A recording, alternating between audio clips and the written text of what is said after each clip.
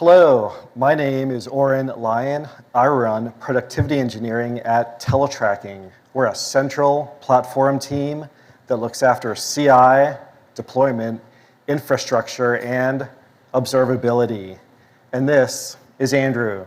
Hello, everyone. My name is Andrew. I'm a software engineer on the productivity engineering team.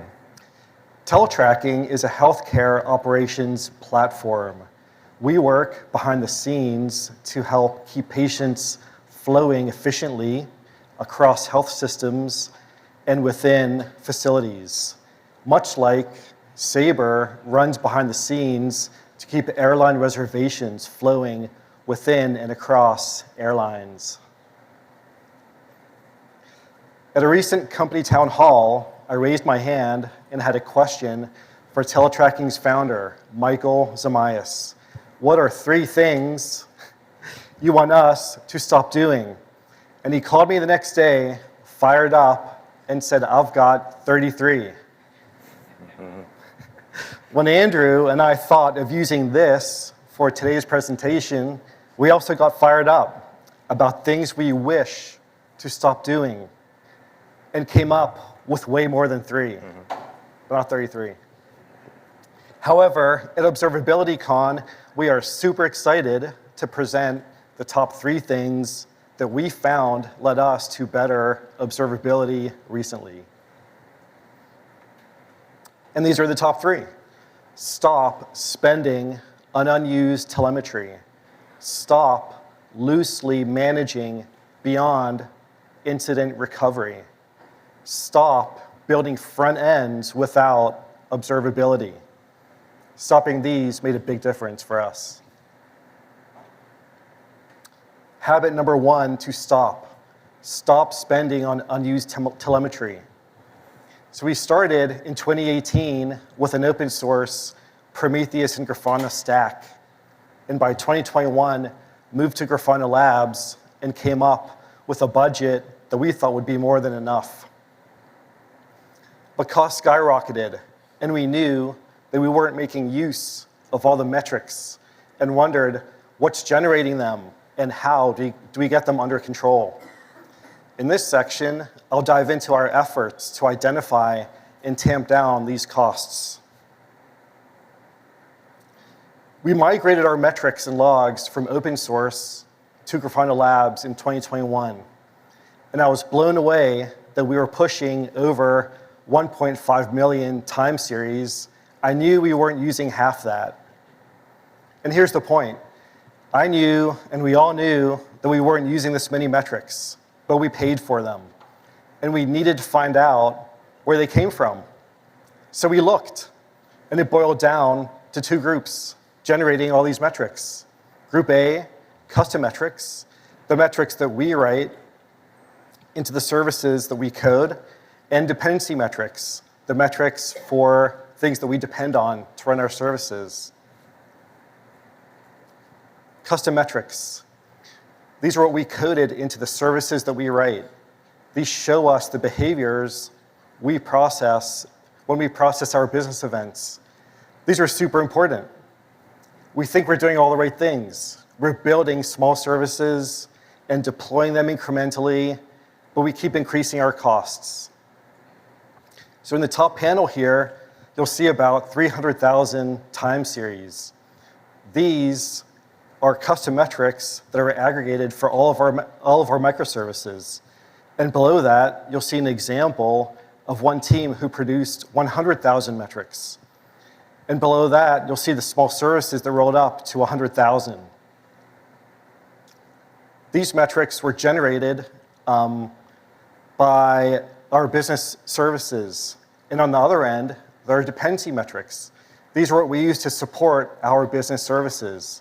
For example, to monitor Kubernetes, there's kubestate metrics. To monitor EC2, there's Node Exporter. And to monitor Kafka, there's JMX. And the list goes on and on. So let me give you this example. Promtail is a dependency we use to forward logs to Grafana Labs. It runs as a daemon set, so that's one pod running per node. And it publishes 275 time series per pod. So in a 40-node cluster, that's 11,000 time series no one thinks about until they get the bill.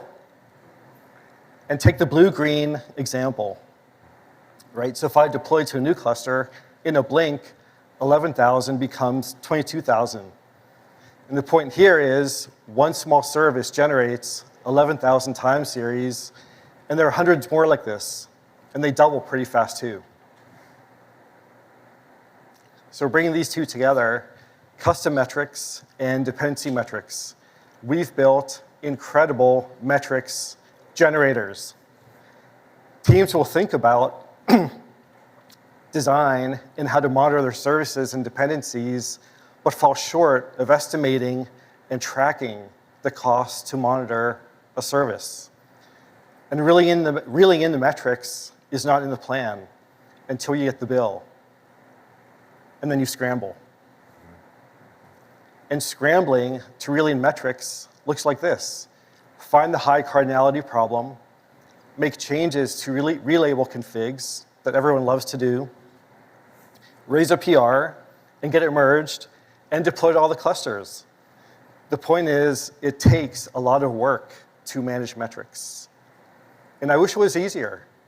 I wish it was like the way log levels increase or decrease the volume of log messages. So let's take a look at how log levels work to manage log messages. So in logging, the problem of controlling verbosity, generating log messages, is controlled by log levels. You've got error, info, warn, debug, trace. You deploy a service, and the default log level, usually error, should keep the volume of logs low.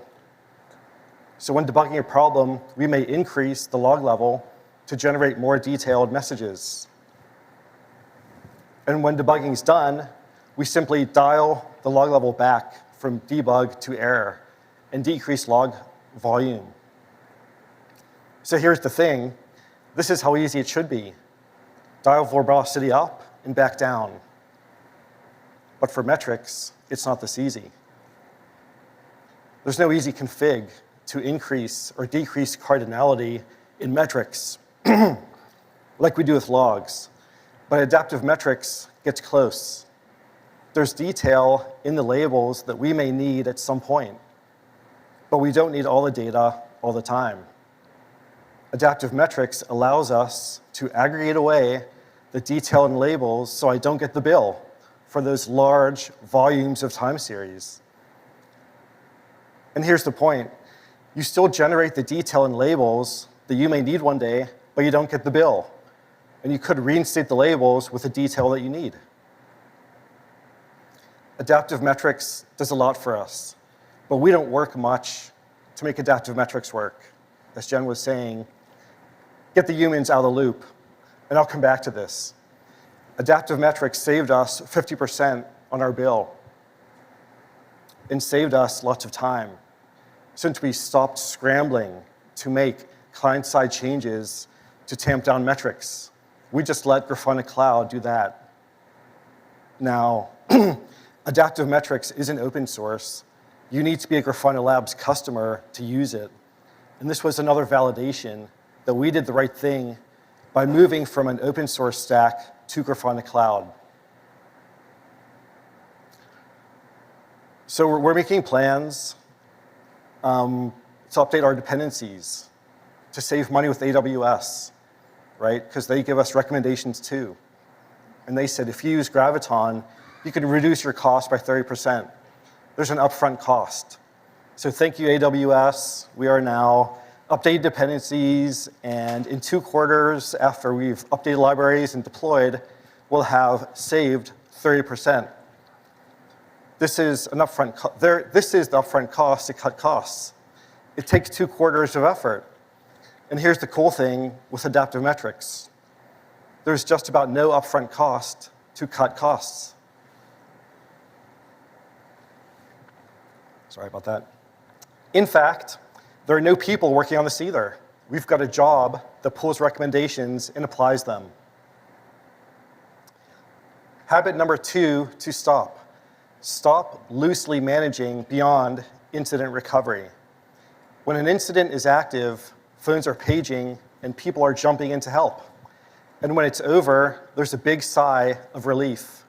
People want their lives back, but there's one more thing, the paperwork, the postmortem. And the point is, on top of the 3 a.m. call and getting the system functional again, some critical paperwork still needs to get done after the recovery to prevent the next incident. In this talk, I'll focus on something really exciting, the paperwork beyond incident recovery, and how Grafana incident helped us tear through. Let's look at an incident in these 3 parts: recovery, postmortem, the paperwork, and resolving defects. The first part, recovery, has many metrics to help you measure yourself against. Many MTTRs, mean time to recovery, mean time to repair, mean time to respond. And here's the point. Recovery to postmortem is off the charts. There's no measure that's talked about like MTTR. So let's give each part a goal. Recovery should be done well within the SLA. Postmortem, less than 2 days. Do it when it's fresh, and get moving on logging defects as soon as possible. Defect resolution. Aim for less than 2 sprints for mitigating defects. Aim for less than a quarter for preventative defects that take longer to resolve. So everyone does a postmortem in some form. Most are based on the Google postmortem checklist. And a postmortem is a lot of work. Google has 24 questions. And we have a variation of this, and it's a long list of questions. It's an eye chart, so don't worry if you can't see it in the back. Just Google it. Before Grafana incident, we spent half a day responding to a long list of questions like this, and it takes like at least a week to get people to work for half a day. I'd like to show you where we struggled to do a postmortem before Grafana incident. And here's where we struggled. For about 4 hours to write up and do the postmortem, look at how lengthy our incident workflow was on the top panel before Grafana incident. Each handoff between a system meant we need to dig into another place to get the details of the recovery. It meant digging into Jira and Opsgenie and Slack and even Grafana to consolidate it all in Confluence. And Slack was especially terrible because there's so many comments to pull and compile into a Confluence page. And the point is, the write-up shouldn't take as much effort as the incident. So after a Grafana incident, we had a much faster flow. And on top of having the faster flow, Grafana incident does some pretty cool things. And one cool thing is it bakes together the recovery and the postmortem. And that little robot face does the magic. When we are in incident recovery, we're generating lots of data in Slack. And this could be in comments, but also links and screenshots in Slack to make it easy for people to see outliers and metrics. And using the robot face in Slack to push comments to Grafana incident, I get all the Slack data into a timeline and into a place to organize it all. And another cool thing is to make it easier to filter out the signal from the noise. In the Slack comments that got to Grafana incident lets us filter comments using these emojis, the gold star right here. And one more cool thing, Grafana incident templates in many of the answers to a postmortem. So as we work through the incident, we're already building the postmortem. Thanks to Adaptive Metrics, we had room in our budget to fund Grafana IRM, and now we spend less time on our incident workflow, including postmortems, doing postmortems efficiently. And this is how we got better at managing beyond incident recovery. And now, Andrew. Thank you, Warren. So, like my boss, I'm real fired up to talk about our last habit here today. And truthfully, this is an area that we struggled with for quite a while. So you saw that we were generating a lot of back-end metrics. We even generated too many back-end metrics. And yet with all of this information, we still weren't able to diagnose and detect every user problem. See, consider if a user is unable to log in, or if they're unable to load pages. Those experiences aren't being captured anywhere. So we are missing that most direct end user point of view. And when you can't see their problem, you can't understand their problem, and then how could you hope to resolve their problem? So this is our last habit to stop. Stop building front ends without observability. I'm going to explain how we use Grafana's front-end observability to add more context to issues and therefore rapidly debug. So prior to Grafana front-end, we didn't have a consolidated tool for capturing user sessions. We learned multiple tools, which was a lot to learn and manage, and yet we still didn't have all the context that we wanted. A senior from our front-end team told me that they were effectively blind to the user experience. And because our monitoring and our alerts were insufficient, oftentimes clients were calling in and reporting issues to us before we could detect them ourselves, which, as you all know, is not a great look. All right, so when a bug is reported, we gotta stay online with them, and we have to collect more information. We have to know what environment they're on, we have to know what actions they were taking in the system, and we have to know when it all occurred. Only after that can we try to recreate the bug. So as you see, all in all, this is creating a lot of delay between when the user encounters the bug and when they see the fix on their end. So this year, we started using Grafana's front-end observability, and it addressed many of those issues. Instead of managing multiple tools, we're only using the one, and it comes with better dashboards and better visuals right out of the box. In this screen cap, you're looking at a specific user session, and you have all the relevant context immediately. At the top, you can see the browser, the platform, the app, and all the versioning.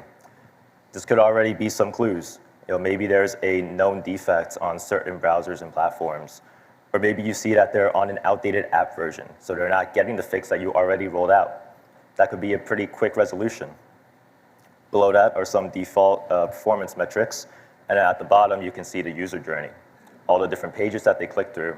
That's going to help you recreate the issue and pinpoint the root cause.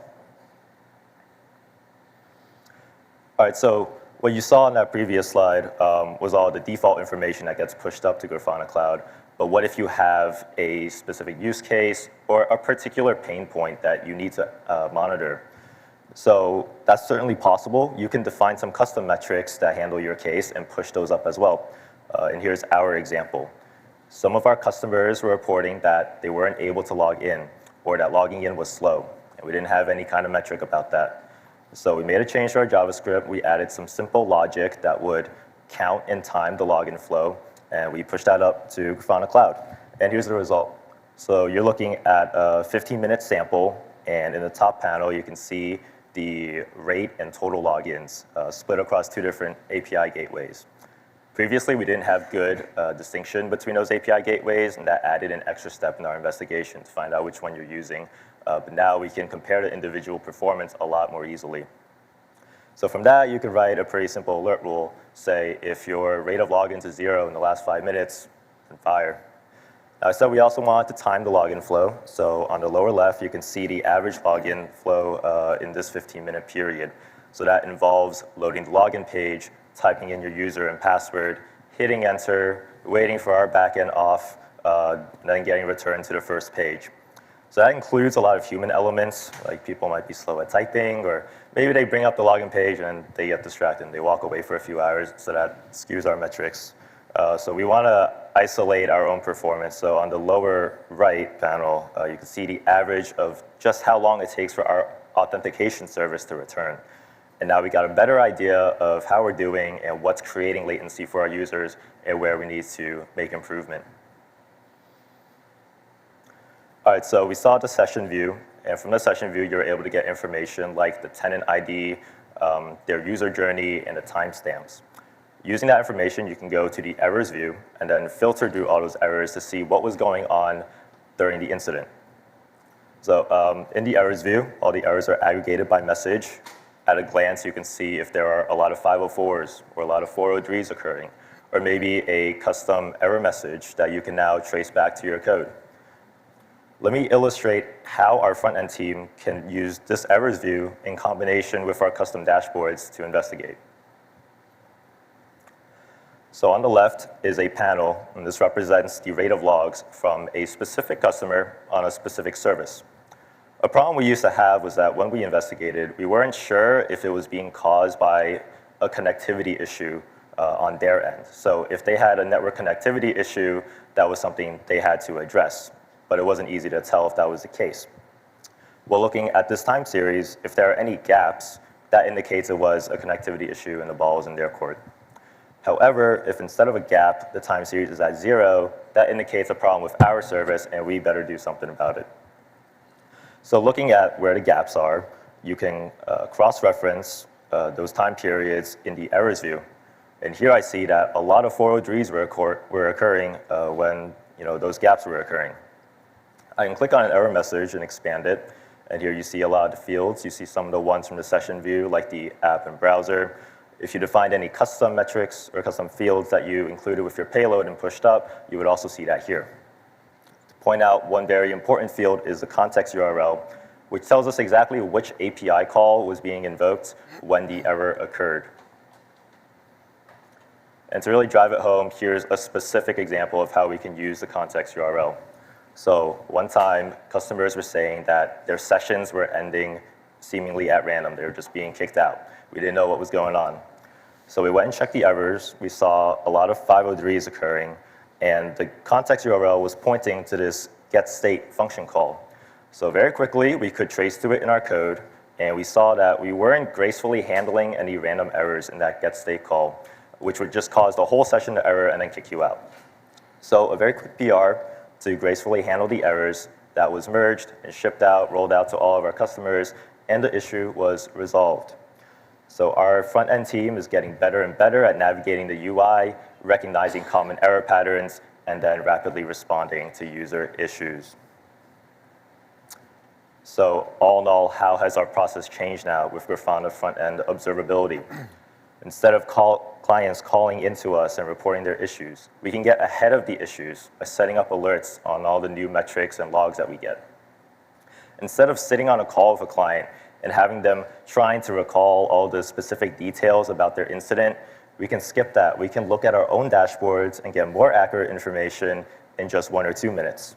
And from there, we know exactly where to look in our code or in our services and start implementing a fix. All right, so we've visited several Grafana offerings in the last 25 minutes and 8 seconds. So let me give a recap here. With adaptive metrics, we slashed our cardinality and monthly spending. Our developers can more easily find what they're looking for without all that extra noise. And the savings directly funded our adoption of other tools like IRM and like front-end observability. With IRM, we are running more efficient postmortems, and we're staying on task to resolve the incident-driven defects and work towards prevention. With every incident, unfortunate as they are, we're having good postmortems, and we're building towards a more stable platform. And finally, with front-end observability, we're finally bridging the gap between our front-end and back-end, filling in that missing point of view, adding more context so that our front-end team and support teams can properly address your issues. These are 3 big steps that we took this year, but there's still a long road ahead of us until we achieve observability maturity. But I know that all of you in the audience haven't achieved it yet either, unless you're from Grafana, because I've seen the results of the observability survey. I know that everyone has more work to do. So listen to this, though. The habits we stopped made us better. So today, think of 3 things that you want to stop doing. Really try to stop doing them. And then we'd love to hear how your observability practices got better, too. So once again, my name is Andrew. This is Oren. If you see us around at the conference, we'd love to chat and hear your story as well. Thank you very much. Thank you.